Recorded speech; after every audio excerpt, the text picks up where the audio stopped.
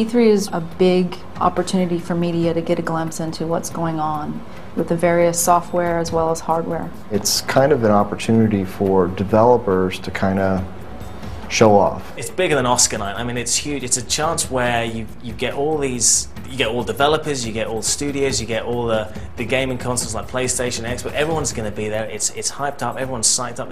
Everyone's just a fan of games. We are about to go into our E3 meeting, sort of a pre-E3 update meeting to kind of get a status check from all the key leads of where we're at on the entire game. And this is actually going to be my first playthrough of the E3 build all put together. And I hope everything goes fantastic because we don't have that much time.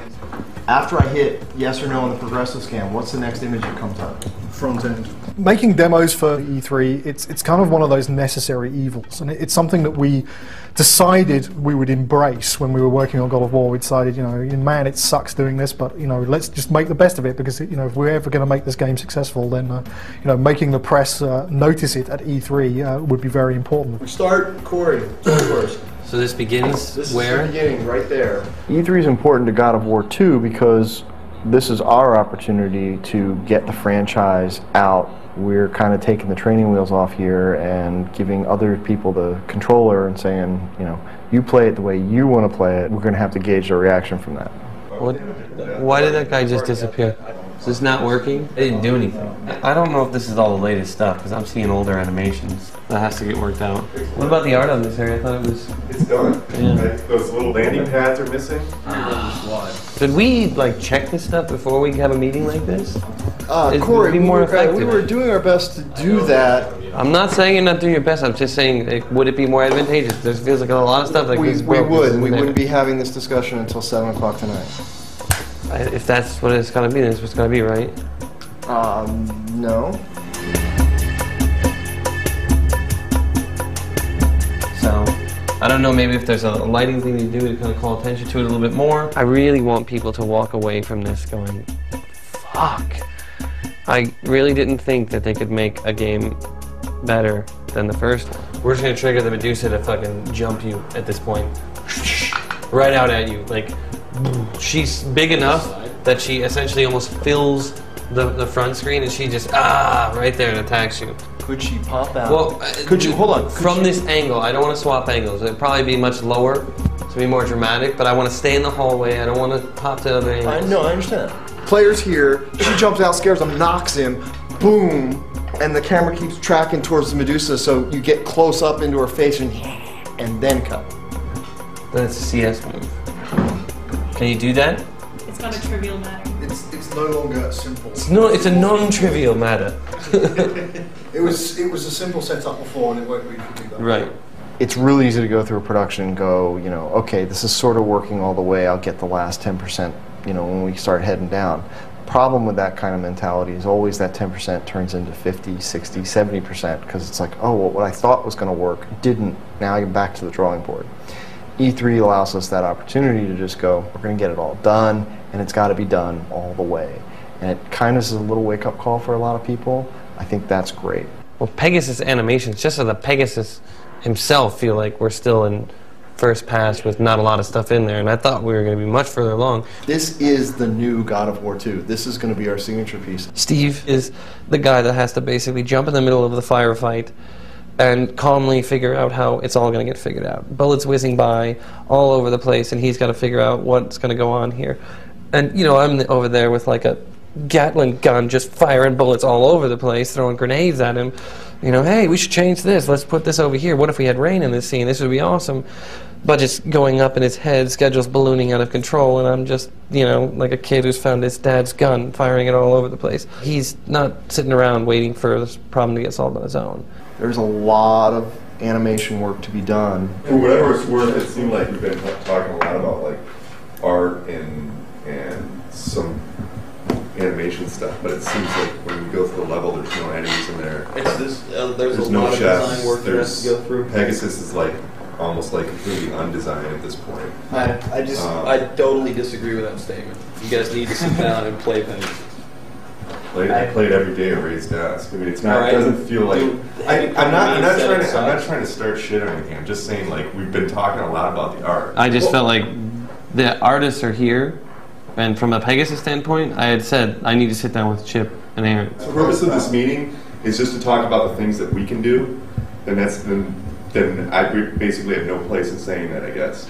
Stig's coming from a really good place, man. He's a guy that I feel truly leads by example. You know, this guy shows you that it can be done by doing it himself, by really instilling that sense of pride within your own work, by showing that he has that sense of pride in the work. I'm not trying to start shit, like I said, it's just observation. Yes, you are, but it's a good shit that you started. This isn't a dig on you, so don't think I'm attacking you. But you fucking suck.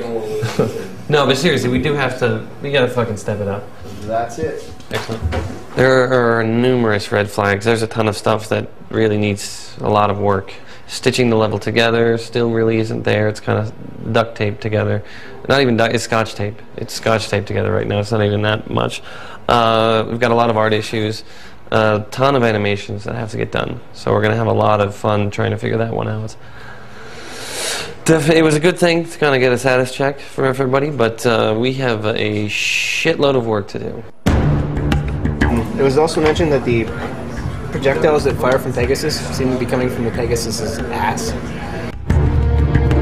Pegasus is kind of an interesting situation that we got into because it's kind of like developing a new game. Every step of the way, you know, you get one thing fixed and then you find something else that you didn't know about, so it's not like you can say it was broken, but it's a new feature that you need, and it's still happening right now. Pegasus is a different game. Might as well be called Pegasus. It doesn't look like this year we are making it with Pegasus, and it sucks for all of us, but we all kind of feel the exact same way, which is we don't want anybody to see it until we all feel 100% about it. So that's the sort of the double-edged sword of E3 is, you know, you can chase the demo, trying to get it out there, trying to show people what you got, but if it's crap, you're going to pay the price. I was running the Pegasus push to E3, and to see that not make it was like getting kicked in the balls by a donkey. Very hard. I think in the end we'll be all right, but I think right now there's still a lot to figure out with Pegasus. Just fix those weapons. Right now you can tell everybody's stressed out, so you don't want to talk to anybody. You just kind of, if you stick around our little biz dev area, you'll be safe. So we're pretty relaxed. Hopefully this will only be seen after the game comes out. So we have to kind of get everything out before everybody builds it. So we've had our share. So now it's their turn.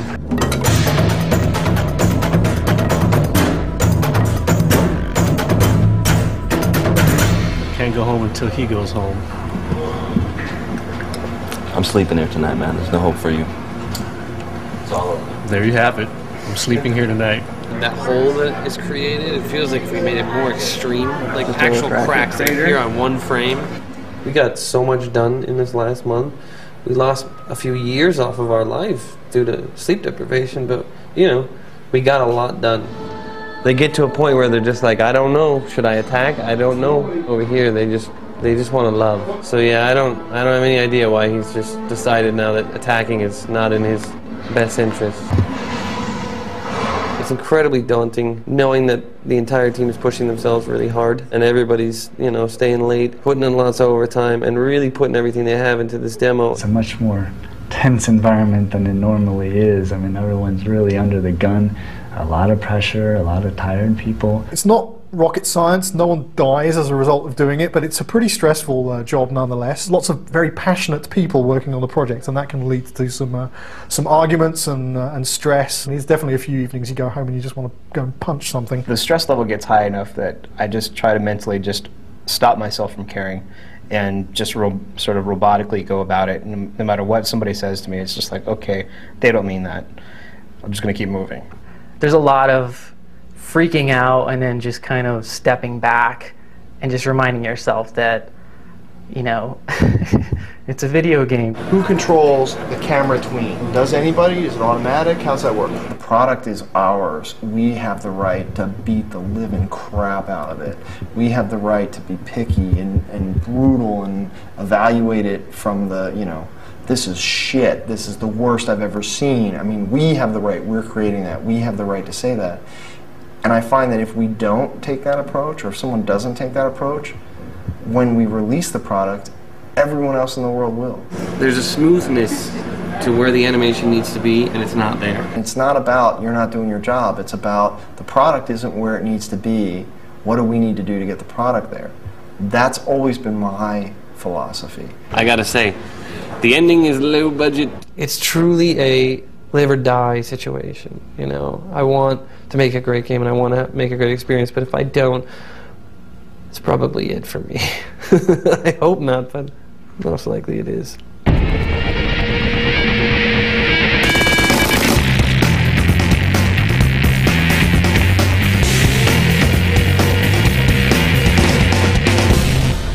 I drove around for an hour looking for a parking space. I had forgotten how fantastic E3 is. Fuck that. It's been a long road and we only have a small amount of the game finished. But it's showing very well. Right now the booth is pretty packed. We've only got 8 stations, so a lot of people are at the booth. It's very exciting, very good for us. I'm looking forward to seeing people's responses back to this thing. Right now I haven't heard anything, but seeing the crowds is definitely an inspiring thing. But it's cool, it's so surreal, like seeing the game you work on, like on the floor. It's awesome. Fantastic. I like the same gameplay with more intense moves. I like that you can do multiple grabs and that even though the guy is technically dead, you can still beat the crap out of him. As a consumer, I say, why am I going to go drop cash on a 360 or a PS3 when I can get that kind of performance out of my PS2 and a game that looks that great? That's awesome. I was actually kind of bummed out when I heard we were going to do this game on the PlayStation 2. You know, going to E3, I was just like, this is great. We're squeezing juice out of the PS2 that's, you know, looking at the games of E3. 99% of the time when I look at a game, I'm like, our game looks better. The day we ship our Gold Master, that will be the end of the PS2 era for me. And I'm going to be very sad. It's been, without doubt, the most fun console I've ever worked on. It's been a very, very good few years working on this machine. And I really feel like we're giving it a good send-off. I think at E3 to see even with the PS3 booth 15 feet away, we still had lines of people wanting to play the game and people really enthusiastic and talking about it. That's why we make the games. That's why we suffer. And that's why we enjoy ourselves, is because we want people to have fun playing it and to see people having fun playing it. That's what it's all about. Jared! What's up, Hans? How you doing, man? Dude, it's the first game I'm really actually proud of. I'm 31 years old and I still can't believe I made games, right? I mean, that's a trip. That really is kind of worth it. But yeah, it's incredibly rewarding to see people that actually are feeling something when they play this game. This is the most excited I've ever been in my life. Dude, I'm totally geeked out. I showed up yesterday, I'm like, whee! You know, all happy. Nuts. This is great. Between hyped up, exhausted, relieved, stressed, I'm all over the map right now. It's been a pretty crazy day. I think the interest in the game is really high right now, and that's awesome. I think it's really encouraging to see, and I hope that we can build and maintain this level of media hype. I think it all speaks well to this game coming out of the door next year and just rocking.